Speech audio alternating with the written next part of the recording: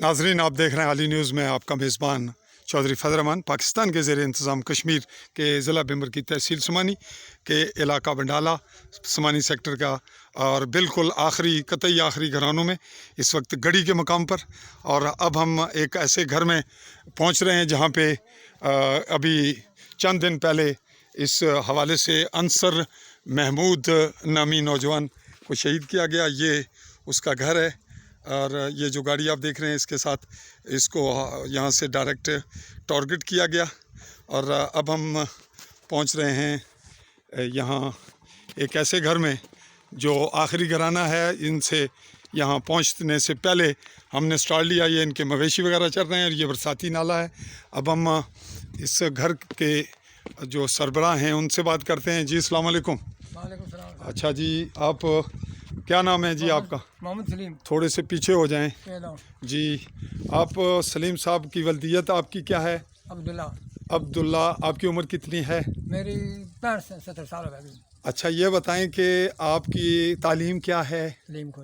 आप कब से यहाँ रह रहे हैं? रहना का जाने का जगह नहीं, कोई नहीं तो मकान देखो असा छल छोड़े ने मार भैन चो पीले ने।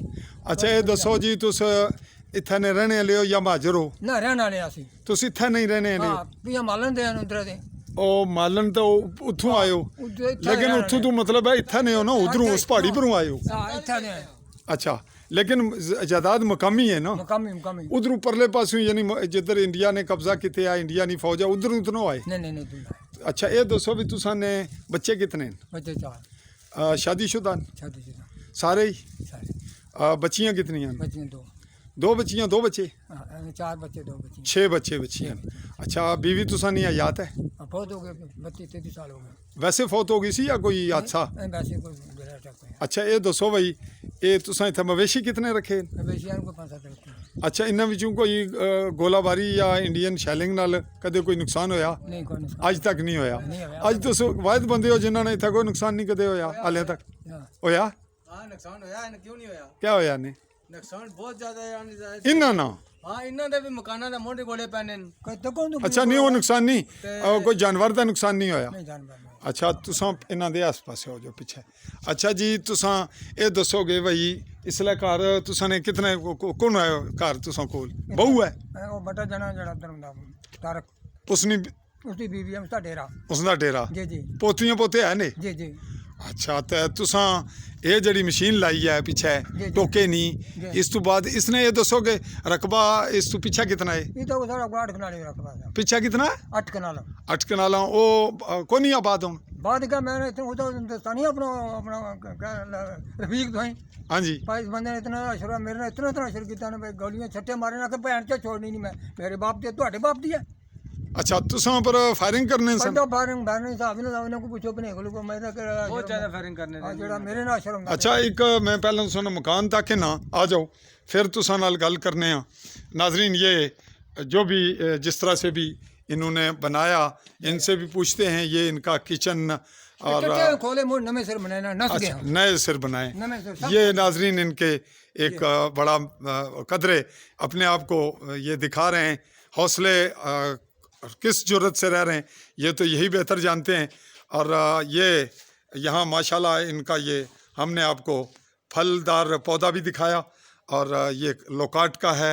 अच्छा, ये बताएं कि तुसां ये दसने सो पे भाई फायरिंग तुसां पर करने सन, नसाने सन, तो फिर किस तरह तुसां रकबा जिद नाल कदों तक आबाद करने रहे हो? मैं वो जगह मेरी 4 नाली, बाकी सारी घर बात है।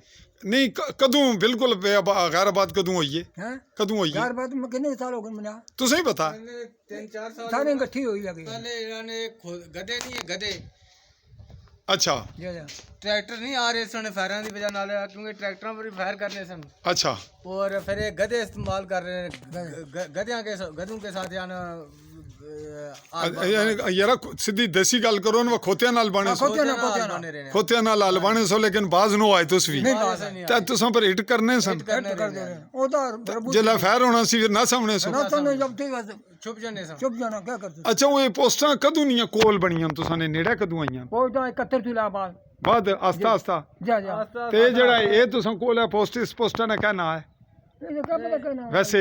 ਪੁਰਾਣਾ ਨਾਂ असा दंदीली पोस्ट ਡੰਡੀ आखने ਲਗਾ ਕਾ ਇਹ ਉਰਲੀ हाँ जी ठंडा एरिया ਜਿਸਨੇ ਕੱਸੀ ਨਾਲ ਹੈ ਜਿਹੜੀ दंदीली पोस्ट आखने ਤੇ ਜਿਹੜੀ ਉੱਪਰਲੀ ਹੈ ਉਸੀ ਢੇਰੀਆਂ ਨਹੀਂ ਆ ਢੇਰੀ ਬਿਸ਼ਕਾਰੀਆਂ ਢੇਰੀਆਂ ਵਾਲੀ ਮਸ਼ਕਾਰੀਆਂ ਢੇਰੀਆਂ ਲਈ ਤਾਂ ਉੱਪਰ ਹੈ ਜਿਹੜੀ ਬਿਲਕੁਲ ਚੋਟੀ ਪਰ ਕੋਟ ਕੋਟ ਜੀ ਅੱਛਾ ਇਹ ਸਾਰੀ ਸੂਰਤ ਹਾਲ ਚ ਇਹ ਦੱਸੋ ਬਈ ਤੁਸਾਂ ਇੱਥੇ ਜਦੋਂ ਤੁਸੀਂ ਇਲਮ ਹੈ ਬਈ ਤੂੰ ਕਿਤਨੇ ਫਾਸਲੇ ਪਰ ਹੈ ਵਾਲਾ ਮੋਰਚਾ ਇੰਡੀਆ ਨਾ ਮੋਰਚਾ ਸਾਹਮਣੇ ਆ ਰਿਹਾ ਤੁਸੀਂ ਨਹੀਂ ਕਿਤਨੇ ਗਏ ਮੈਂ 4 बयान 100 दे बयान गाजते हैं ਚੰਦ ਗਜ਼ ਤੇ ਹੈ चंद गाजते ਤੇ ਉਹ ਅਗਰ ਇੱਥੇ ਪੱਥਰ ਸਹੀ ਤਰ੍ਹਾਂ ਮਾਰਨ ਲੱਗ ਜਾਣਾ ਤੁਸੀਂ ਕੋਈ ਨਹੀਂ आ जाना पत्थर ਮਾਰੋੜ ਦੇ ਥੱਲੇ ਆਣੇ ਸਾਡੇ ਕੋਲ ਨਹੀਂ ਪੱਥਰ ਅਗਰ ਸਹੀ ਤਰ੍ਹਾਂ ਮਾਰਨ ਉੱਪਰੋਂ ਪੁੱਜ ਆਉਣਾ ਕੋਈ ਨਹੀਂ बिल्कुल नीचे अपना मकाना राज ना गैर बात मकान जेडे ਮਕਾਨਾਂ ਤੱਕ ਪੁੱਜ ਆਉਣਾ ਹੈ ਇਹ ਜਿਹੜਾ ਇਸ ਤੋਂ ਪਿਛਲਾ ਮਕਾਨ ਹੈ ਅਫਜ਼ਲ ਅਲਾ ਸ਼ਰੀਫ ਅਲਾ ਉੱਥੇ ਪੁੱਜ ਆਉਣਾ ਤਾਂ ਤੁਸਾਂ ਨੇ ਮਕਾਨਾਂ ਉੱਪਰ ਵੀ ਅਗਰ ਜੇ ਉਹ ਕਮਾਣੀ ਨਾਲ ਮਾਰਨ ਉਹ ਜਿਹੜੇ ਪੱਥਰ ਲਟਕਾ ਕੇ ਤਾਂ ਰੱਸੀਆਂ ਨਾਲ ਭਗਾਣੇ ਜੰਨਾ ਫਿਰਦਾ ਇਸ ਤੋਂ ਵੀ ਟੱਪ ਜਾਣਾ ਤਾਂ ਇਸ ਹਾਲਾਤ ਵਿੱਚ ਤੁਸੀਂ ਇਹ ਰਾਤੀ ਕੋਈ ਨਹੀਂ ਪਤਾ ਹੋਣਾ ਵੀ ਇੱਥੇ ਅਚਾਨਕ ਕੋਈ ਦੁਸ਼ਮਣ ਜਾਂ ਫੌਜ ਤੁਸੀਂ ਆ ਗਏ